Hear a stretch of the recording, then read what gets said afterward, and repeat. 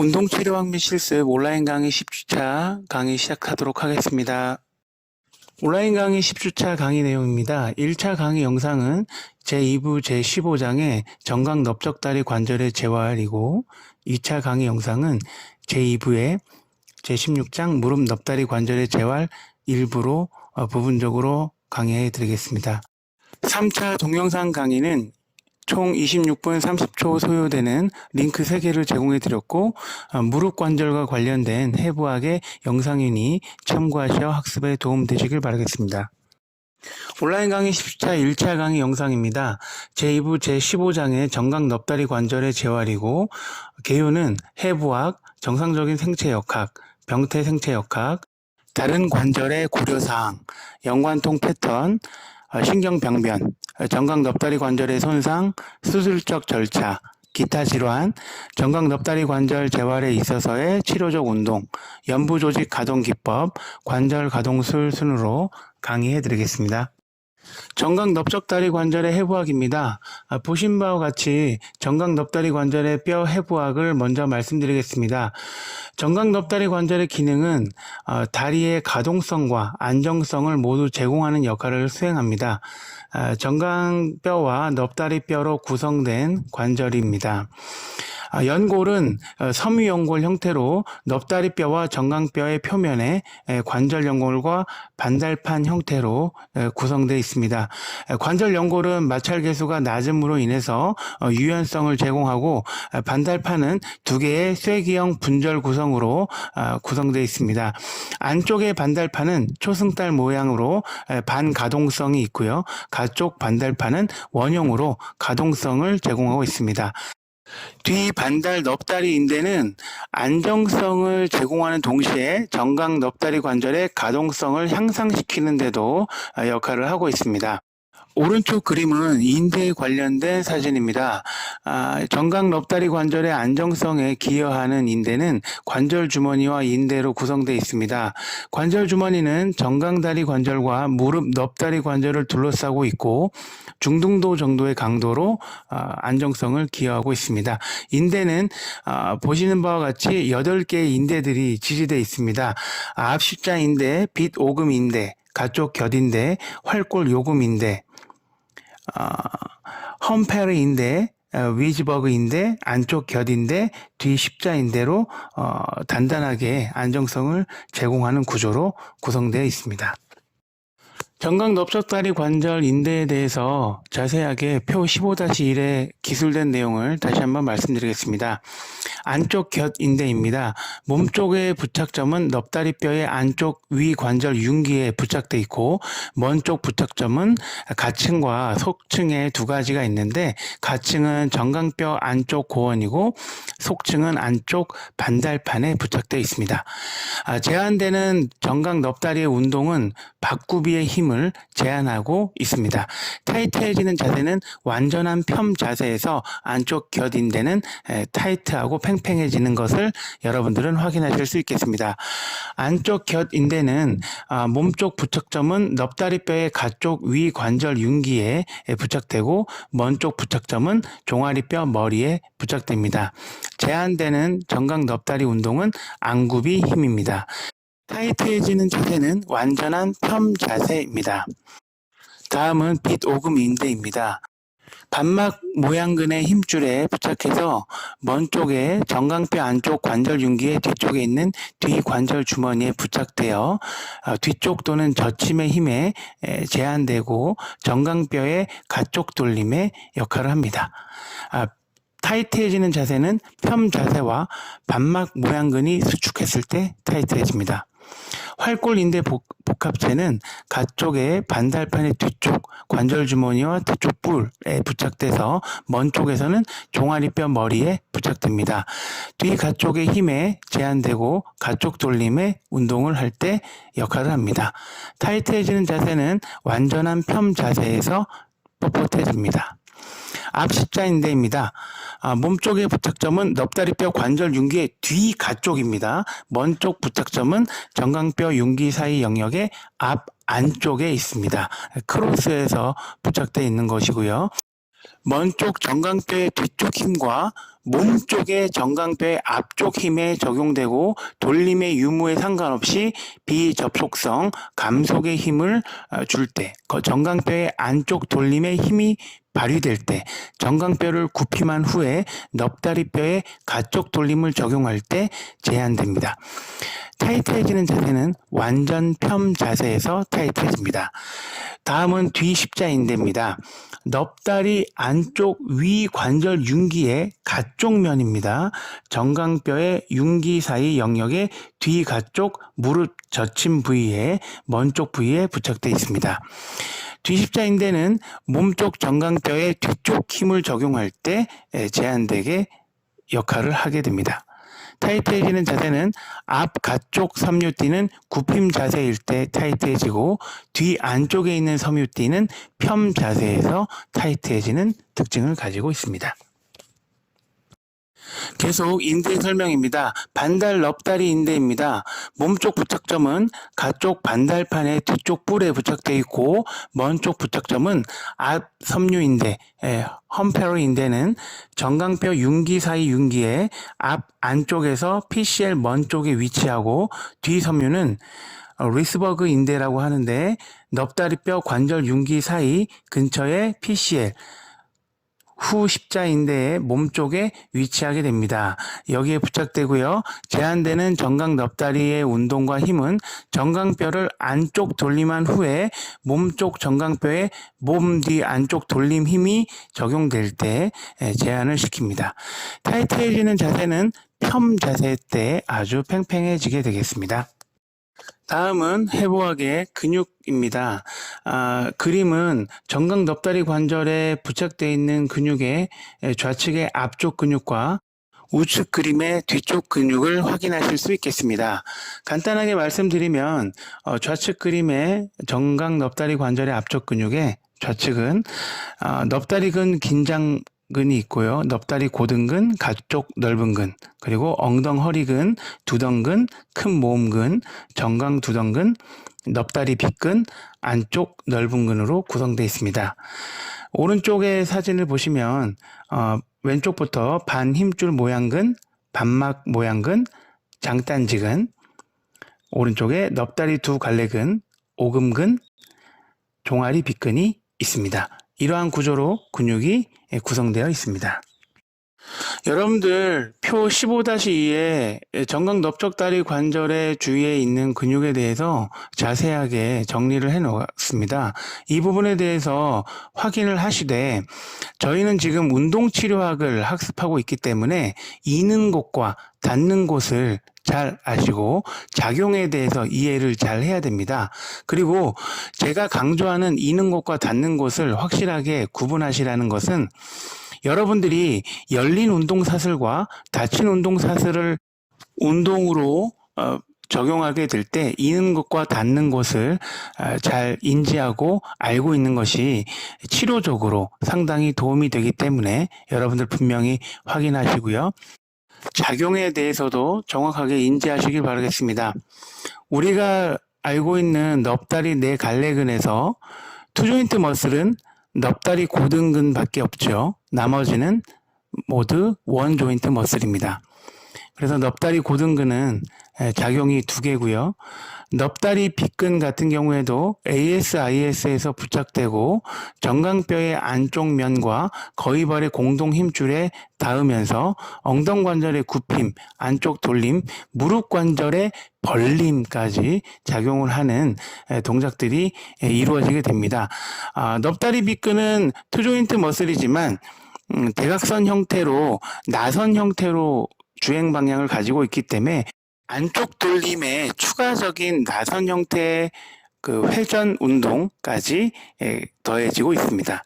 이런 부분들을 확인해야 여러분들이 임상에서 운동치료학을 대상자에게 적용할 때 상당히 큰 도움이 되겠습니다. 자, 계속적으로 근육이 나오고 있습니다. 우리가 알고 있는 뒤 넙다리 근육은 모두 다 투조인트 머슬로 구성되어 있는 세 갈래의 근육이고요. 종아리 쪽에 있는 부분에서는 게스트록네미우스의 장단지근이 투조인트 머슬로 작용되는 근육이 되겠습니다. 여러분들 이는 곳과 닿는 곳 작용 반드시 이 표에서 숙지하시고 학습하시길 바라겠습니다.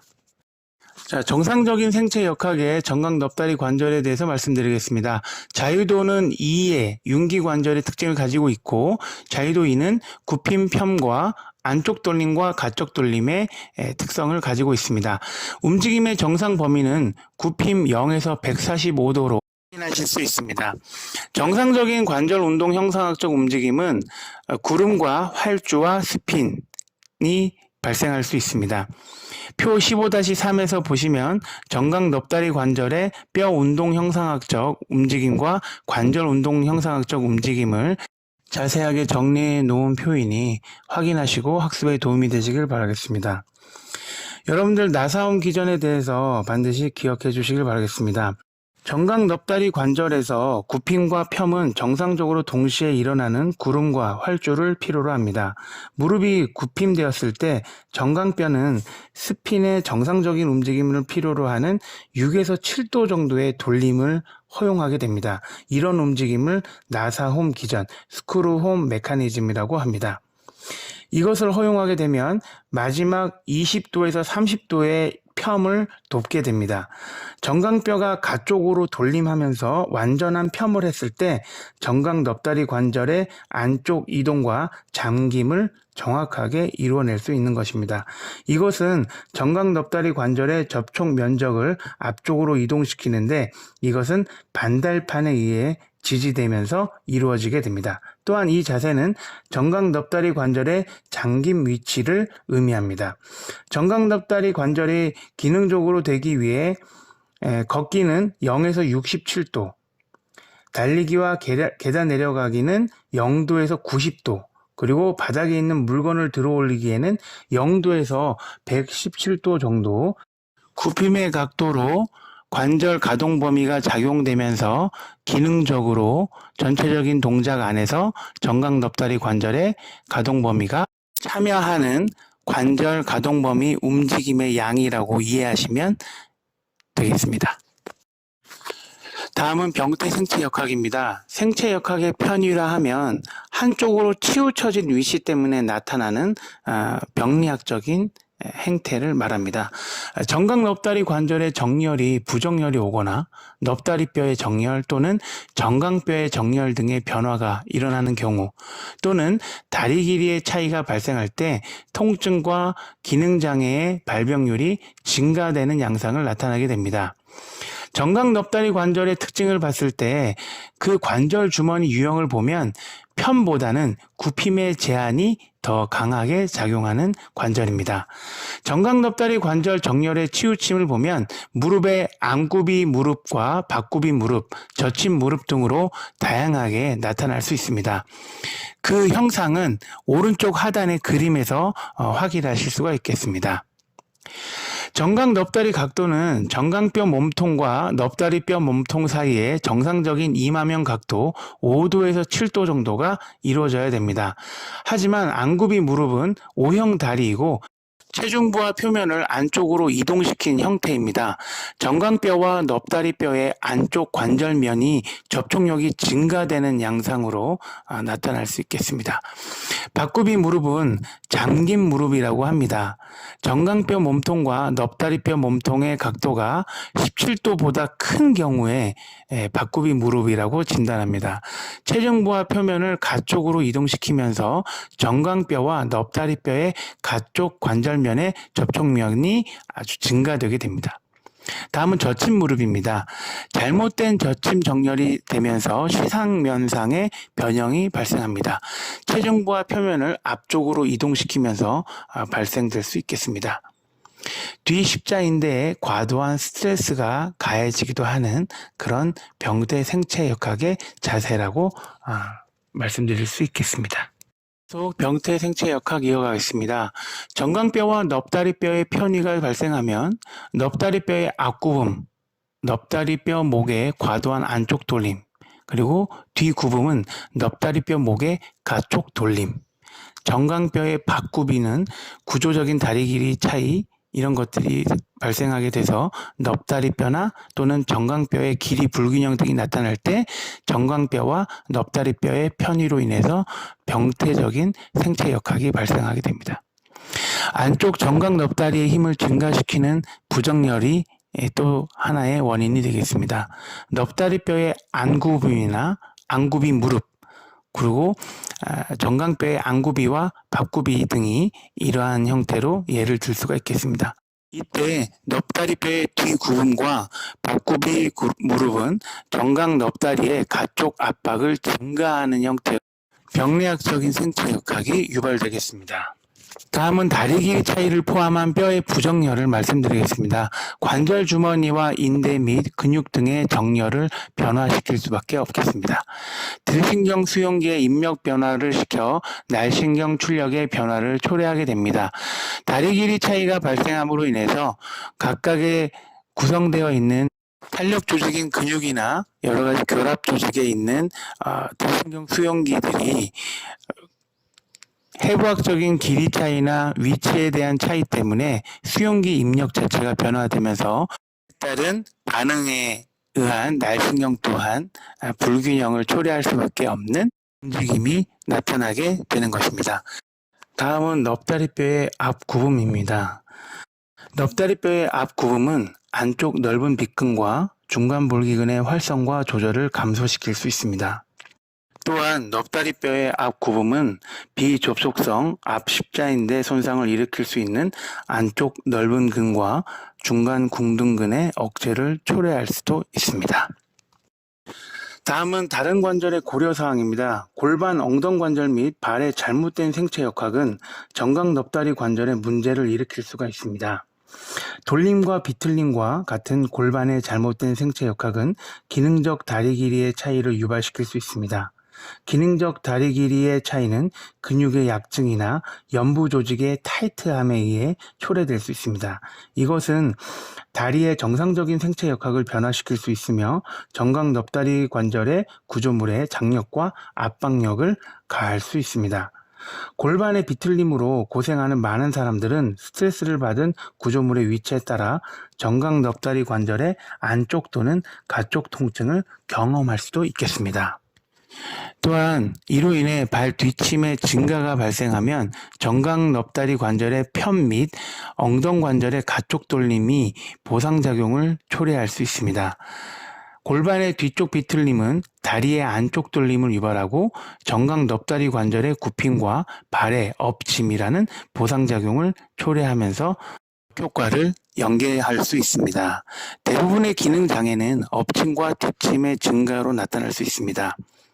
결론적으로 엎침은 가쪽 정강 넙다리 관절의 압박과 스트레스를 증가하는 형태로 나타나고 뒷침은 안쪽 정강 넙다리 관절의 압박과 스트레스를 증가한다고 정리하시면 조금 더 이해하실 수가 있겠습니다. 다음은 연관통 패턴입니다. 연관통은 통증 지점으로부터 멀리 떨어진 지점에서 발생하는 것을 말합니다. 정강 넙다리 관절은 허리 엉치 척추, 롬보세이크랄, 그리고 엉덩관절 및 다리의 근육뼈대 구조물과 신경 구조물에 대한 연관통 영역을 가지고 있습니다. 허리 엉치 척추는 신경 조직으로부터 통증이 일어날 가능성이 매우 높은 부분이고 연관통은 척추 사이 원반의 탈출이나 신경뿌리 또는 경질막의 압박으로 인해 발생할 수 있는 부분입니다. 무릎 통증으로 발현될 수 있는 연관통을 위해 피부절을 주제에서 표 15-4에 정리하여 제시하였습니다. 이 부분을 확인하시고 숙지하시길 바라겠습니다. 연관통 패턴을 이어서 말씀드리겠습니다. 앞서 말씀드린 것처럼 허리 엉치 척추는 신경 조직으로부터 통증 유발의 높은 가능성을 가지고 있는 부위입니다. 연관통은 척추 사이 원반의 탈출이나 신경뿌리 또는 경질막의 압박으로 인해 발생한다고 말씀드렸습니다. 엉덩관절 병리는 무릎 통증을 유발하고 레그카프팔스의 질환과 넙다리 뼈 머리끝 분리증의 무릎 통증을 유발하게 되겠습니다. 다리의 연부 조직 또한 무릎 통증을 유발할 수 있습니다.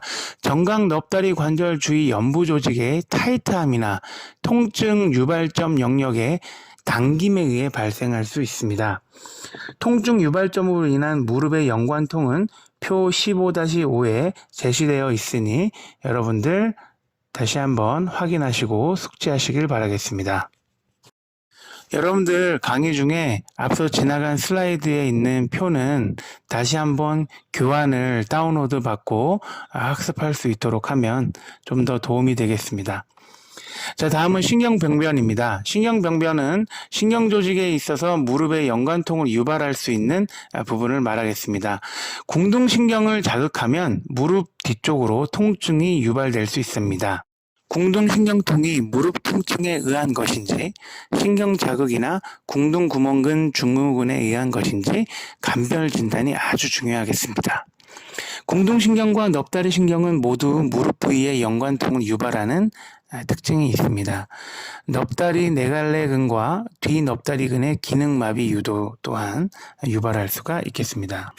궁둥신경은 허벅지 뒤쪽에서 정강신경 그리고 온종아리신경으로 나누어지게 됩니다. 궁둥신경과 가지신경 사이의 구분은 평가에서 중요한 요소로 작용됩니다. 넙다리 신경통의 증상은 앞쪽에서 나타날 수 있습니다. 증상은 허벅지 앞쪽에서 종아리의 안쪽까지 타는 듯한 느낌, 저린 느낌 또는 통증들이 유발되게 됩니다. 넙다리 네갈리근의 기능이 일시 중단 및 통증이 유발되는 현상이 나타날 수가 있겠습니다. 다음은 염좌와 좌상에 대한 설명입니다. 염좌는 정강 넙다리 관절 주위에 일반적으로 발생하고 단독 손상과 다중 손상으로 나누어질 수 있습니다. 그 내용은 표 15-6으로 확인하실 수가 있겠습니다. 단독 손상을 당하는 인대로는 내측 측부인대, 그리고 가측 측부인대, 전십자인대, 후십자인대 등이 있습니다. 다중 손상의 구조물로는 앞 안쪽 관절 주머니, 뒤 안쪽 관절 주머니, 이 겉쪽 관절 주머니라고도 명칭하는 활골인대 복합체 등이 있겠습니다. 본 표에는 15-6과 15-7의 특징별로 염좌는 리가먼트의 염좌가 생기는 것이고 좌상은 근육에 발생하는 것이기 때문에 특성상 공통점은 초록색으로 표기했고 차이점은 빨간색으로 표기했기 때문에 염좌와 좌상의 차이를 분명히 구분해서 숙지하실 수 있도록 학습하시면 되겠습니다. 다음은 힘줄 병리입니다. 정강 넙다리 관절 주위의 힘줄 병리는 대개 무릎인대에 영향을 주게 되는데 처음으로 뒤 넙다리근의 힘줄 병리에 대해서 말씀드리겠습니다. 뒤 넙다리근의 힘줄 병리는 세 개의 힘줄 모두 발생하지만 넙다리 두 갈래근의 힘줄에서 주로 발생하고 그 다음으로 반막 모양근의 힘줄 차례로 병리가 발생합니다. 뒤 넙다리근은 투조인트 근육이므로 엉덩관절의 평과 무릎의 굽힘이 근육에 외상을 입힐 수가 있습니다. 힘줄 병리의 일반적인 손상은 단거리 달리기와 인터벌 운동과 같은 낮은 부하로 반복적인 훈련 시에 호발할 수 있습니다. 다음은 오금근의 힘줄 병리입니다. 대개 다른 무릎 손상과 동반되는 경우가 많습니다. 엉덩 정강 근막뒤 증후군과 쉽게 혼동할 수도 있겠습니다. 손상 기전은 반복적으로 정강뼈를 뒤쪽으로 병진하는 스트레스나 그런 동작들이 과사용됐을 때 언덕 아래로 달리는 형태라든지 생태역학적 기능장애, 과도한 엎침이 계속적으로 발생할 때 오금근의 힘줄 병리가 발생하겠습니다. 엉덩 정강근 막뒤 마찰 증후군은 정강 넙다리 관절에 영향을 주는 부분은 있지만 무릎 넙다리 관절에 영향을 주는 것들이 분명하게 있으므로 16장에서 설명드리도록 하겠습니다. 다음은 점액주머니염입니다. 그 중에서도 급성 외상성 점액주머니염은 직접적인 무릎 충격 또는 도구나 다른 선수와의 직접적인 충돌에 의해 발생할 수 있습니다. 그 징후와 증상을 보면 발적과 부딪힌 후에 즉각적인 부종, 만져지는 부드러운 책 주머니를 형성하게 되는 징후와 증상 양상을 보입니다. 무릎 앞주머니 염의 징후와 증상에서 관절 바깥 부위의 국소 부종이나 발적, 체온 증가 등 부종 증가와 통증으로 인해 무릎의 굽힘이 제한되는 형태도 나타나게 됩니다. 만성 무릎 앞 주머니염은 무릎을 꿇고 있는 운동선수, 즉 레슬링 선수나 배구 선수 및 컬링 선수에게 호발할 수 있습니다. 거위발 점액 주머니염은 정강 넙다리 관절에 문제를 일으키는 만성 질환 중 하나이고 과사용이나 반복적인 마찰에 의해 발생할 수 있습니다. 반복적인 무릎 굽힘과 편 또는 좌우로 움직이는 운동선수에게서 많이 발생하는데 달리기 선수, 평영 수영 선수, 축구 선수 또는 라켓을 가지고 운동하는 스포츠 선수들에 의해 많이 발생되는 그런 질병입니다.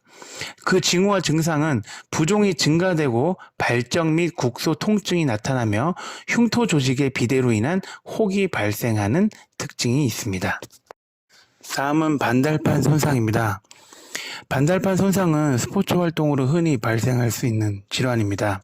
안쪽 반달판은 내측 측부인대와 관절 주머니에 붙어 있기 때문에 가쪽 반달판보다 강한 편이고 가동성은 적은 편입니다.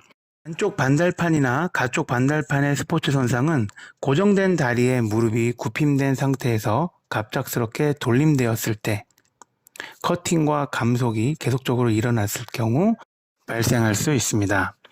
경우에 따라서는 스포츠 활동의 완전한 스쿼트 동작도 반달판을 파열시킬 수 있습니다. 안쪽 반달판은 박구비 스트레스에 의해 손상될 수 있습니다. 양쪽 반달판은 동적 부착점을 가지고 있어 굽힘과 폄의 동작 시에도 손상을 덜 입게 되는 특징이 있습니다. 안쪽 반달판은 반막 모양근과 부착되어 있고 가쪽 반달판은 오금근과 부착되어 있습니다. 오른쪽 하단의 그림을 보시면 반달판의 재짐의 유형을 보여주고 있습니다. 왼쪽부터 방사 재짐, 그 오른쪽에 판상 재짐, 아래 왼쪽에 원반성 반달판 재짐, 오른쪽 주변 재짐, 왼쪽 하단 가로 판상 재짐, 양동이 손잡이 재짐, 맨 아래 세로 재짐과 같은 반달판의 재짐의 여러 유형을 이미지로 확인하실 수 있겠습니다. 다음은 타박상입니다. 연부 조직의 타박상은 직접적인 타격에 의해 발생하는 경우이고 넙다리 내갈리근에 호발합니다. 그 징후와 증상은 통증, 부종, 얼룩 출혈 및 근육의 긴장 등이 있겠습니다. 심한 정도로 타박상이 이루어질 땐 만져질 수 있는 혈종이 생기고 근육의 약증, 가동 범위 감소, 보행 편의 및 체중 부하 활동의 감소 등이 포함될 수 있겠습니다. 이 치료는 급성 타박상의 치료는 근육을 냉을 적용한 후에 스트레칭과 압박, 거상 등을 이용해서 통증과 출혈 및 혈종 등을 조절하는 것으로 적용하게 되겠습니다. 정강 넙다리 관절의 손상 중 골절을 설명드리겠습니다. 여러 가지 방법, 단순, 복합, 폐쇄, 개방골절로 분류할 수 있고 파열 형태, 예를 들어 가로 형태, 사선 형태, 나선 형태 등으로 분류할 수 있겠습니다. 넙다리뼈 골절은 직접적인 외상으로 인해서 나타날 수도 있고 심한 비틀림이나 저침된 무릎으로 착지했을 때 발생할 수 있겠습니다. 관절 융기 위의 골절은 오른쪽 상단의 그림에서 보시는 바와 같이 이미지상 확인하실 수 있겠습니다. 정강 넙다리 관절의 염자와 같은 다른 손상을 동반하게 됩니다. 징후와 증상을 보면 통증과 부종 및 체중 부하 시 불안정이 포함되겠습니다. 다음은 스트레스 골절입니다. 문턱갑 아래의 반복적인 외상에 의해 유발되는 것으로서 갑작스러운 훈련 강도나 기간의 증가 또는 관절면의 변화, 병적 상태나 잘못된 생체 역학 등에 의해 초래될 수 있는 골절입니다. 징후와 증상은 운동 시작과 동시에 통증이 발생할 수 있습니다. 운동을 중단하면 통증도 소실되거나 사라질 수 있습니다. 손상 부위에 통증, 압통 및 부종이 발생합니다. 손상이 진행되면 운동을 중단해도 지속적으로 통증이 발생되고 손상이 더 심해지면 잠을 잘 때도 통증이 발생하게 됩니다. 치료 방법은 6 내지 8주간의 휴식과 통증과 부종의 조절과 수동 유연성 운동을 병행해서 적용하고 통증이 감소된 후에 운동선수의 내성 범위 내에 신경근 재교육 운동과 근력 강화 운동을 실시하며 점진적으로 재활 운동을 실시하게 되겠습니다. 다음은 박리뼈 연골입니다. 박리뼈 연골염은 무릎 관절면에서 발생되는 무혈성 괴사증입니다. 주로 넙다리뼈 관절 융기에서 많이 발생됩니다. 오른쪽 그림에서 확인하실 수가 있겠습니다. 다음은 종아리 신경마비 또는 손상입니다. 타박상이나 장기간의 압박, 예를 들어 종아리뼈 머리 뒤쪽에 골절이 있거나 무릎에 부목을 댔을 때, 무릎을 꼰 자세로 오랜 시간 있었을 경우, 또는 신경 부위에 장시간 냉을 적용하는 것과 같이 외상 등에 의해 유발될 수 있겠습니다.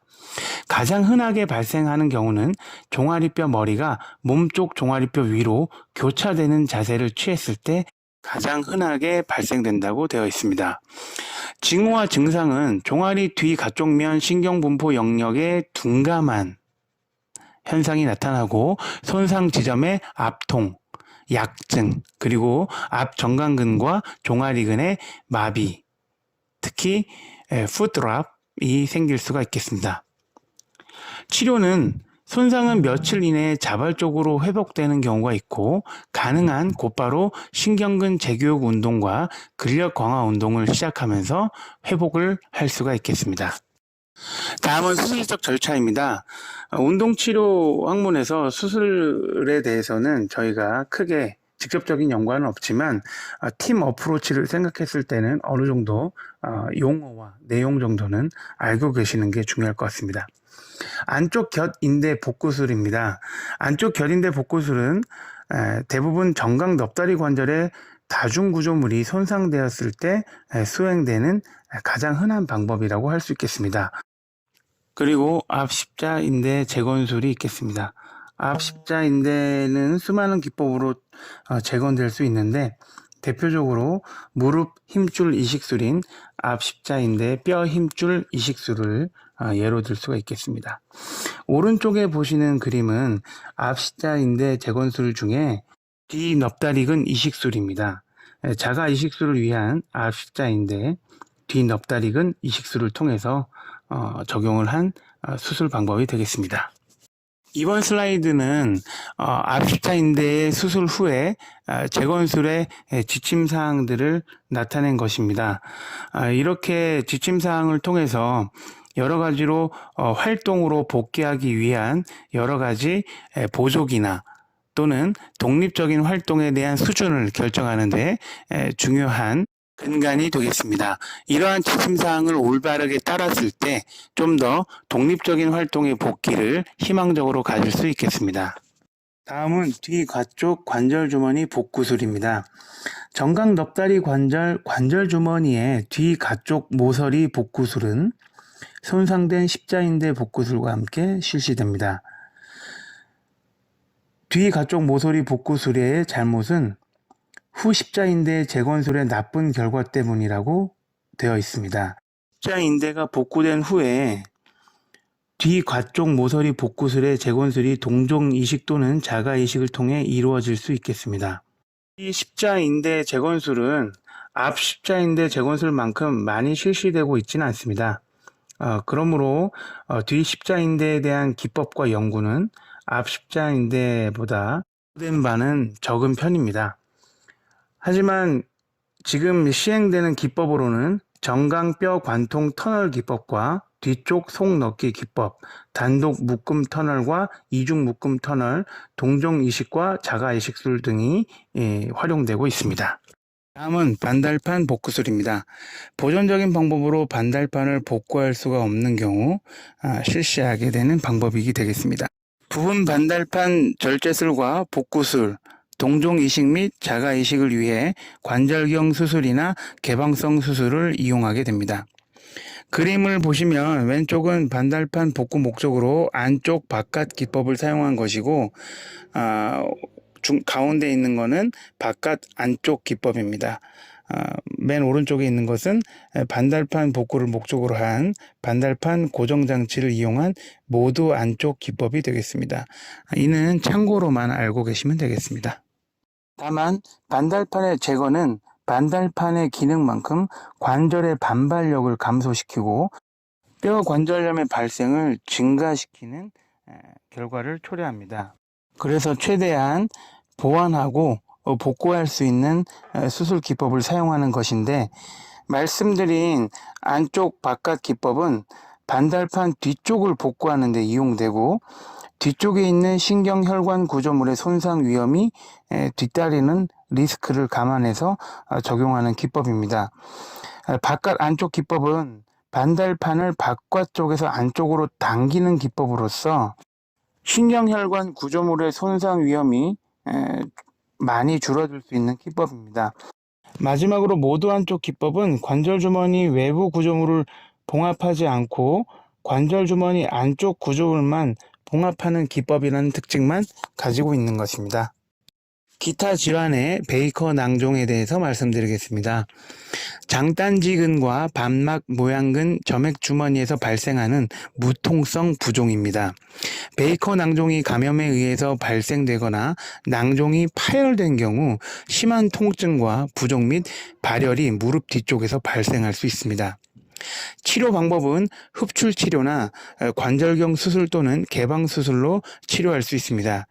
수술 직후의 재활은 등척성 운동을 실시하고 점차적으로 감당할 수 있는 내성 범위 내에서 완전한 근력 강화 운동까지 점진적으로 진행하고 추가적으로 가동 범위 운동 및 기능적 운동을 점차적으로 시작하면서 회복할 수가 있겠습니다.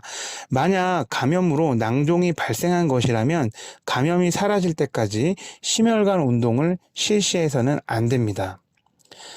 다음은 감염성 관절염입니다. 감염성 관절염은 일반적으로 단일 관절에서 발생합니다.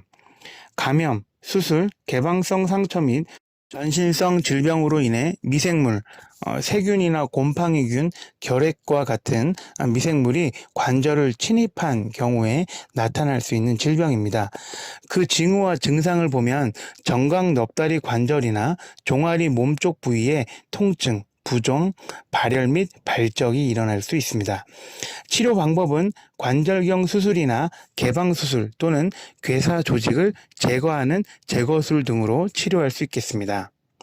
수술 후 2 내지 5개월 동안 항생제를 투여를 하고요. 통증 범위 내에서 지속적인 수동 가동 범위 운동과 능동 가동 범위 운동을 실시하면서 회복을 해 나가야 되겠습니다. 체중 부하를 회피하는 비체중 부하 신경근 재교육을 계속적으로 실시하고 근력 강화 운동을 점진적으로 실시하면서 조기부터 근력에 대한 근활성도 회복을 실시할 수 있겠습니다. 감염이 사라질 때까지 감염성 관절염 또한 심혈관 운동을 실시해서는 안 됩니다. 다음은 정강 넙다리 관절 재활에 있어서의 치료적 운동을 말씀드리겠습니다. 처음으로는 유연성 운동입니다. 넙다리 갈래근 스트레칭을 하는 방식입니다. 좌측에 엎드린 자세와 선 자세로 적용할 수 있겠습니다. 대상자는 엎드린 자세를 취한 후에 무릎을 굽힘합니다. 이때 대상자는 타월이나 끈을 이용해 자신의 발을 엉덩이 쪽으로 당깁니다. 이런 동작은 선 자세에서도 수행할 수 있겠습니다. 다음은 넙다리 갈래근 스트레칭에서 치료사가 적용하는 토마스 검사 자세에서 실시할 수 있는 방법입니다. 대상자는 궁둥이를 치료대에 걸치고 눕습니다. 치료사는 대상자의 비환측 다리에 엉덩관절과 무릎관절을 굽힘시키기 위해 자신의 어깨를 이용해 그 다리를 지지하게 하고 골반을 반대 돌림하여 고정시킵니다.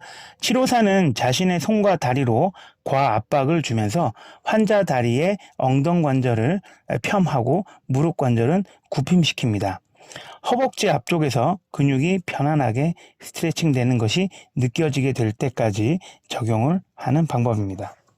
오른쪽 그림은 넙다리 내갈래근 스트레칭을 엎드린 자세에서 적용한 방법입니다. 대상자는 골반을 고정한 채 치료대 위에 엎드리게 됩니다.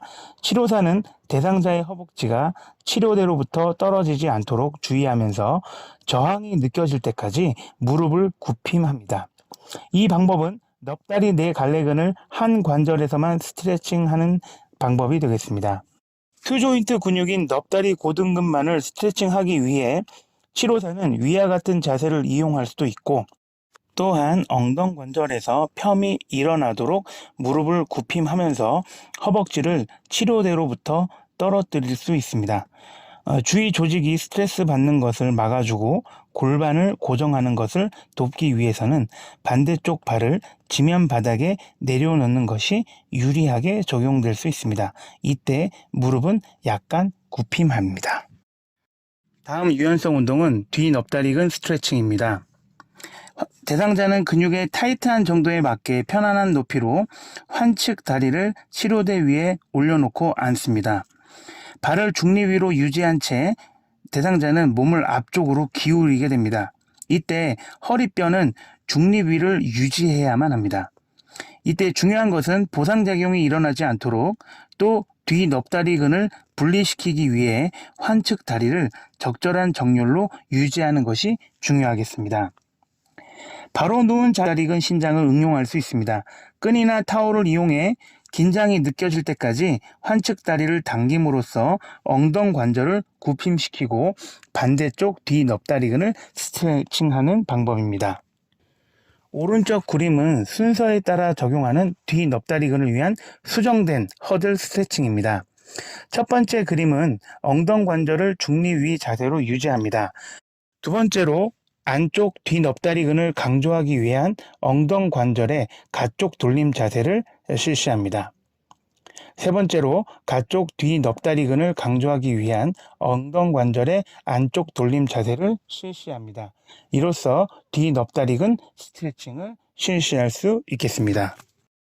다음은 근력 강화 운동입니다. 그중 등척성 운동을 먼저 말씀드리겠습니다. 넙다리 내갈래근의 고정 운동으로 등척성 운동을 적용한 경우입니다. 제일 왼쪽 그림에서 확인하실 수 있겠습니다. 대상자는 길게 앉은 자세에서 무릎뼈의 위쪽 움직임을 일으키기 위해 넙다리 내갈래근을 수축시킵니다. 근수축의 촉진을 돕기 위해 한 손은 안빅 넓은 근 위에 놓고 다른 손은 가쪽 넓은 근 위에 놓습니다. 무릎을 완전히 펴하여 무릎 뒤쪽 면으로 지지면을 누르도록 대상자에게 교육합니다. 피드백을 증가시키기 위해 타월이나 쿠션을 무릎 밑에 배치하여 좀 더 적용의 효과를 더 볼 수 있습니다. 그 사진은 가운데에서 확인하실 수 있겠습니다. 대상자에게 바로 누운 자세를 취하도록 주문한 후 발목 밑에 타올을 돌돌 말아 배치하거나 발가락을 지지면 위에 세우도록 합니다. 넙다리 내갈래근의 수축을 유발시키기 위해 무릎을 뻗도록 대상자에게 지시하거나 발목으로 밑에 있는 타올을 누르도록 지시합니다. 넙다리 내갈래근을 적절하게 수축하거나 보상작용을 피하기 위해 넙다리 내갈래근과 엉덩관절의 펴근을 촉지하면 되겠습니다. 다음은 뒤 넙다리 고정 운동입니다. 대상자는 양쪽 무릎을 원하는 만큼 굽힌 자세로 치료대 위에 앉습니다. 대상자는 뒤 넙다리근이 수축하는 동안 무릎을 굽힘하고 치료대를 발꿈치로 압박하며 누르는 형태로 등척성 운동을 실시할 수 있겠습니다. 다음은 열린 운동 사슬로 적용되는 등장성 운동입니다. 첫 번째로 다리 뻗어 들기입니다. 대상자를 눕힌 후 안정성을 위해 비환측 무릎을 굽힘시키고 환측 다리는 엉덩관절의 중립 위를 유지한 채 쭉 펴게 합니다. 대상자는 무릎을 쭉 편 상태에서 넙다리 내갈래근을 등척성으로 수축시킵니다. 그 다음 다리 들기를 조절하면서 천천히 치료대로부터 8에서 12인치 정도 들어 올리게 됩니다. 8 내지 12인치 정도 되면 센티미터로 변환한 경우에 20cm에서 30cm 정도 됩니다. 이때 무릎의 펴을 유지해야 합니다. 대상자는 움직임의 끝 지점에서 일시적으로 멈춘 후 다시 시작 자세로 다리를 천천히 내려놓습니다. 완전한 이완 후에 이 운동을 다시 반복합니다. 감당할 수 있는 내성 범위 내에서 무게를 첨가하여 적용할 수 있겠습니다. 다음은 짧은 원호 넙다리 네갈래근 운동입니다. 대상자는 치료대 위에 앉은 자세를 취하고 환측 무릎 밑에 공이나 쿠션을 배치하여 원하는 정도의 무릎 굽힘을 일으킵니다. 대상자는 무릎을 펴한 후 펴의 끝범위에서 1 내지 5초를 유지하게 합니다. 그 후 다리 움직임을 조절하면서 시작 자세로 다리를 내려놓습니다. 내성 범위 내에서 무게를 첨가하여 적용할 수 있겠습니다. 다음은 다리 펴기 운동입니다. 대상자는 치료대 끝에 앉거나 무릎을 90도 굽힘하고 의자에 앉습니다. 척추를 똑바로 유지한 후에 느리고 통제된 방법으로 환측 무릎을 완전히 뻗습니다. 이런 펴기 자세를 1 내지 2초 정도 유지한 후 시작 자세로 다시 돌아오는 형태로 실시할 수 있겠습니다. 다음은 엎드린 자세에서 뒤 넙다리근 굽히기입니다. 기구를 사용하지 않을 때 대상자는 발을 치료대 밖으로 내어놓고 엎드린 자세를 취해서 적용할 수 있겠습니다. 이때 다리를 중립 위로 유지하고 대상자에게 천천히 무릎을 굽혀 엉덩이 쪽으로 발을 가져가도록 지시합니다. 이때 허벅지와 엉덩 관절이 치료대로부터 떨어져서는 안 됩니다. 그 다음 천천히 다리를 시작 자세로 내려놓도록 실시하게 하고 이때도 다리는 중립 위를 유지하면서 수행하도록 합니다. 다음은 선 자세에서 뒤 넙다리근 굽히기입니다. 선 자세에서 수행할 때 비환측 다리와 양손으로 지지하게 됩니다. 몸통을 똑바로 유지하고 엉덩 관절을 중립 위로 유지할 수 있도록 치료대를 마주보고 선 자세를 취합니다. 대상자는 엉덩 관절이나 몸통을 굽히지 않는 형태로 환측 무릎을 굽힘하여 실시할 수 있겠습니다. 다음은 파트너와 함께 하는 뒤 넙다리근 굽히기입니다. 환자는 무릎 꿇기 자세를 취하고 파트너는 환자의 발을 잡습니다. 환자는 할 수 있을 때까지 천천히 몸을 앞쪽으로 기울입니다. 이때 환자의 몸은 똑바로 유지되어야 합니다. 그런 다음 시작 자세로 다시 돌아오는 형태로 수행할 수 있겠습니다. 다음은 최종 무릎 펴 운동입니다. 선 자세를 취하게 한 후 탄력 밴드로 고정 물체와 환자의 무릎을 연결시킵니다. 환자에게 편안한 느낌을 주기 위해 작은 타월을 무릎과 탄력 밴드 사이에 끼울 수도 있습니다. 환자는 고정 물체를 바라보고 무릎을 30도 정도 굽힘하고 선 자세를 취합니다. 발꿈치를 지면에 붙인 상태에서 환측 다리를 통해 체중을 전달합니다. 발꿈치를 통한 압박으로 넙다리 네 갈래근을 수축하게 합니다. 즉 탄력 밴드를 이겨내고 무릎을 완전히 펴하게 하는 것입니다. 수축을 5 내지 8초간 유지한 후 시작 자세로 천천히 돌아오는 방법으로 수행할 수 있겠습니다. 다음 등장석 운동 연속입니다. 레그 프레스 기구를 이용한 방법입니다.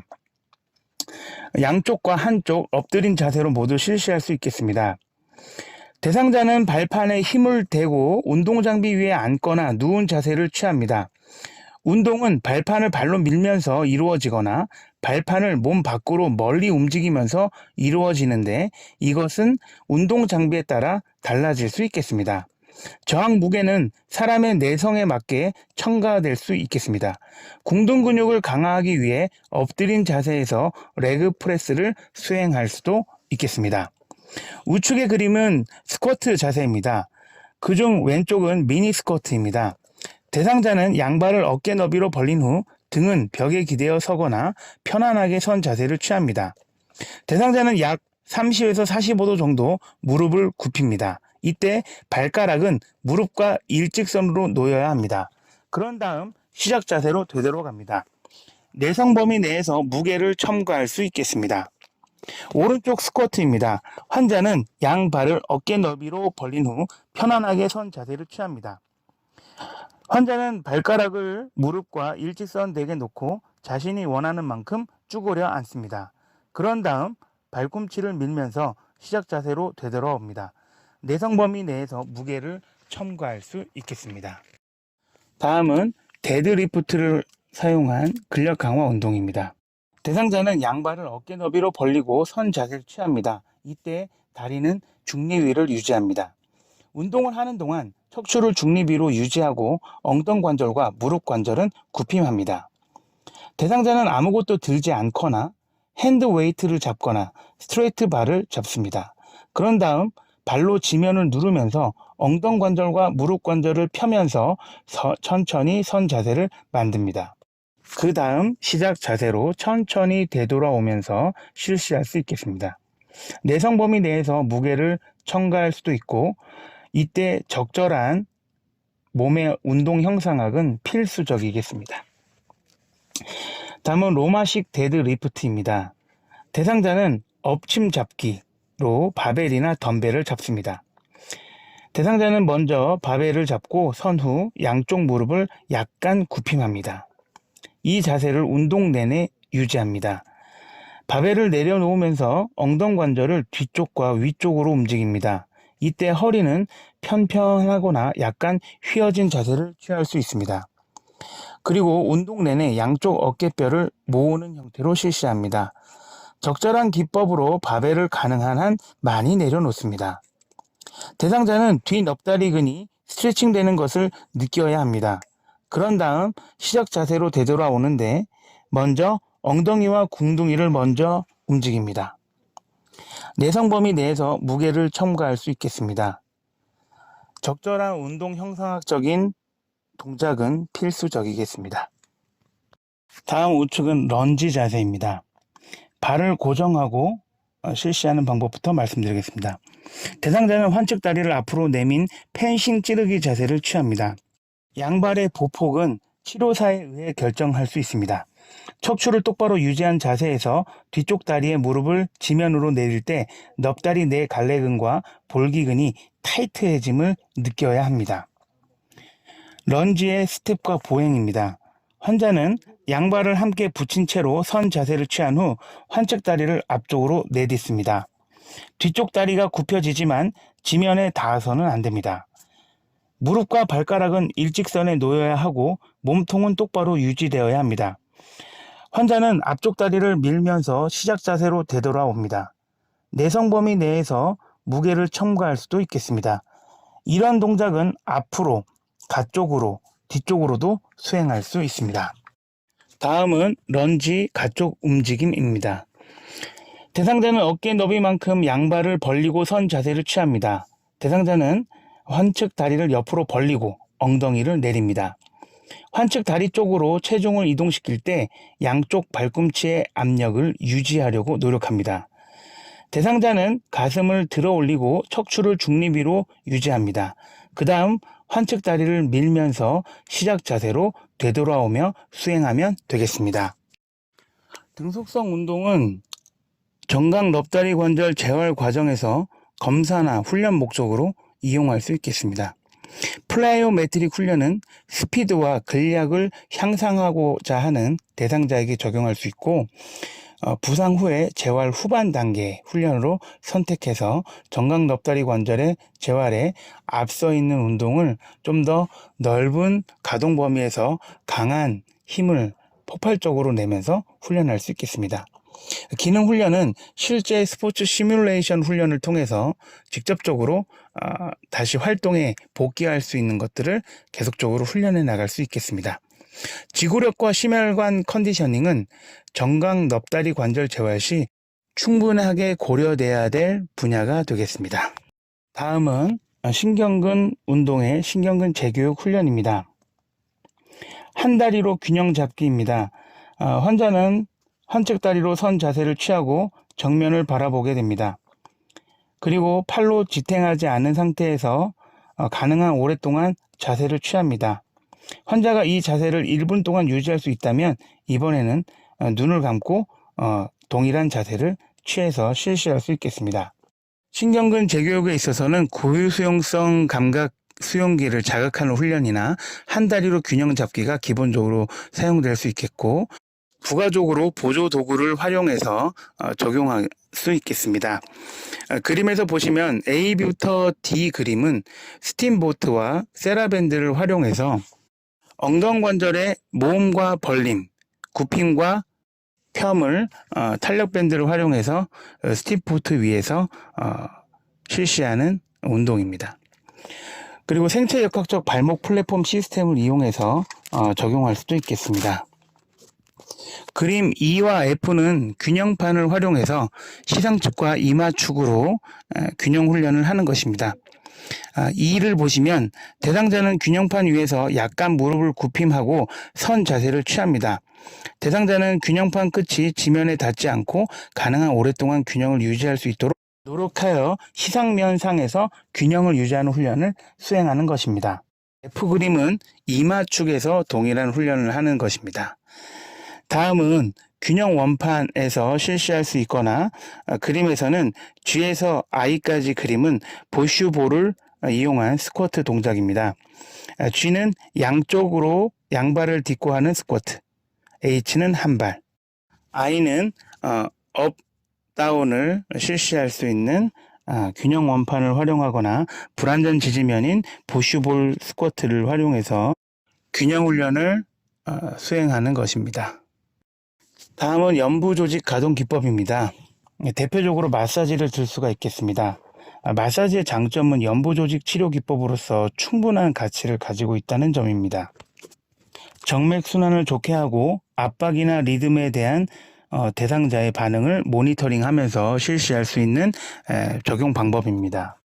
그중 가로 마찰 마사지는 작은 치료 부위의 연부 조직을 수직으로 깊게 마찰시키면서 적용하는 스트로크 기법입니다.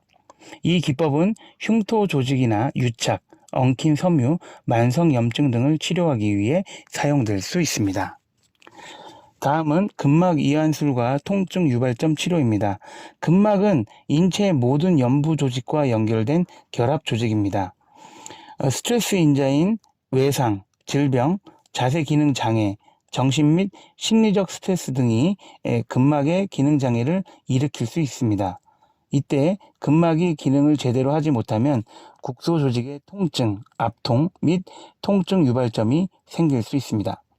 통증 유발점은 압통과 과민성을 가진 부위로 정의되며 타이트한 띠가 형성되고 고유수용성 변화가 일어나며 또한 연관통 패턴을 보이기도 합니다. 통증 유발점을 제거하고 과동성과 기능을 회복시키는 치료는 근막 이완술 또는 통증 유발점 치료가 있겠습니다. 다음은 흉터 가동술입니다. 흉터 가동술의 목적은 흉터 조직을 신장시키고 유착을 깨트리고 연부 조직의 정상 가동 범위를 회복하는 데 있겠습니다. 이 기법은 손가락이나 엄지 패드 부위로 압박을 가하면서 수행하는데 손가락과 흉터가 한 몸이 되어 움직여야 합니다. 흉터 조직은 시계 방향이나 반시계 방향의 원 운동으로 움직여야 하고 또 모든 방향, 위쪽, 아래쪽, 안쪽, 가쪽 또는 대각선 방향으로 움직여야 합니다. 연부 조직 가동술을 사용한 이후 연부 조직 주위의 모든 조직과 흉터 조직을 스트레칭 해주는 것이 중요하겠습니다. 대상자는 치료 동안 새로운 가동 범위 내에서 근육을 활성화하고 강화시키는 근력 강화 운동을 반드시 수행해야 합니다. 운동은 환자의 능력과 재활이나 훈련의 단계에 맞게 이루어져야 되겠습니다. 마사지의 금기증입니다.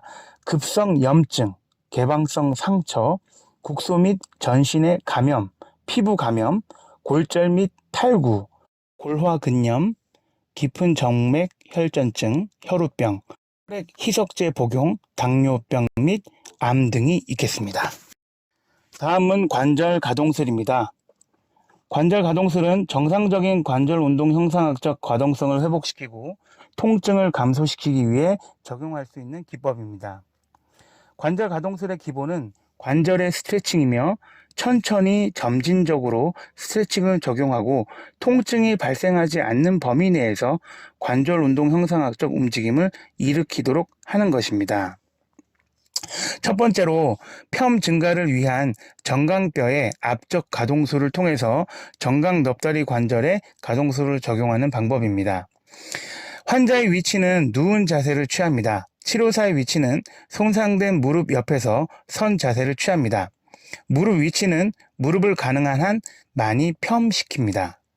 고정손은 정강뼈 몸쪽의 뒤쪽 면에 배치하고 가동손은 무릎뼈 위쪽의 넙다리뼈에 배치합니다. 가동술은 정강뼈 고원의 각에서 진동 기법으로 넙다리뼈를 뒤쪽으로 밀면서 실시할 수 있겠습니다. 다음은 편 증가를 위한 넙다리뼈의 뒤쪽 가동술입니다. 환자의 위치는 누운 자세를 취하고 치료사는 손상된 무릎 옆에서 선 자세를 취합니다. 무릎은 가능한 많이 펴시킵니다. 고정손은 무릎뼈 위쪽의 넙다리뼈에 위치합니다. 가동손은 정강뼈 몸쪽의 뒤쪽 면에 배치합니다. 가동술은 정강뼈 고원의 각에서 진동 기법으로 정강뼈를 앞으로 당기면서 실시합니다. 다음은 굽힘 증가를 위한 정강뼈의 뒤쪽 가동술입니다. 환자의 위치는 무릎을 굽혀 세우고 누운 자세로 실시합니다. 치료사는 손상된 무릎의 앞쪽에 서거나 앉습니다. 무릎의 위치는 무릎을 가능한 많이 굽힘시킵니다. 가동손은 정강뼈 몸쪽의 앞쪽 면에 배치합니다. 가동술은 정강뼈 고원의 각에서 진동 기법으로 정강뼈를 뒤쪽으로 미는 형태로 가동술을 실시합니다. 다음은 굽힘 증가를 위한 정강뼈의 뒤쪽 가동술의 다른 방법입니다. 환자의 위치는 무릎을 굽혀 세우고 누운 자세로 실시합니다. 치료사의 위치는 손상된 무릎의 앞쪽에 서거나 앉습니다. 무릎의 위치는 무릎을 가능한 많이 굽힘시킵니다. 가동손은 정강뼈 몸쪽의 앞쪽 면에 배치합니다. 가동술은 정강뼈 고원의 각에서 진동 기법으로 정강뼈를 뒤쪽으로 밀게 되는데 결론적으로는 대상자가 바로 누운 자세로 실시하느냐, 엎드려서 실시하느냐에 따라서 대상자의 자세는 다르되 동일한 효과를 볼 수 있는 기법이 되겠습니다. 다음은 편 증가를 위한 정강뼈의 가쪽 돌림입니다. 환자의 위치는 누운 자세로 실시합니다. 치료사의 위치는 손상된 무릎 옆에 선 자세를 취합니다. 무릎은 가능한 한 많이 펴시킵니다. 고정손은 무릎뼈 위쪽의 넙다리뼈에 배치합니다. 가동손은 정강뼈 몸쪽의 뒤 안쪽 면에 배치합니다. 가동술은 정강뼈의 세로축을 따라 가쪽 돌림을 시키면서 가동술을 실시하게 되겠습니다. 다음은 무릎 굽힘 증가를 위한 운동이 동반된 가동술입니다. 환자는 누운 자세를 취하고 치료사는 손상된 무릎 옆에 선 자세로 취합니다. 무릎을 굽힘시킵니다. 스트랩이 추가돼서 치료사의 허리와 대상자의 정강뼈의 몸쪽에 배치를 하게 됩니다. 가동손은 정강뼈를 굽힘하는 쪽으로 움직입니다. 운동은 환자는 자신의 무릎을 능동적으로 굽힘합니다. 이때 치료사는 정강뼈의 안쪽 활주를 적용하게 됩니다. 무릎은 통증이 없는 범위 내에서 가능한 한 많이 굽힘합니다. 이 운동은 3 내지 5번 반복하게 됩니다. 여기까지 온라인 강의 10주차 제1차 강의 영상을 마치도록 하겠습니다. 여러분들 고생 많으셨습니다.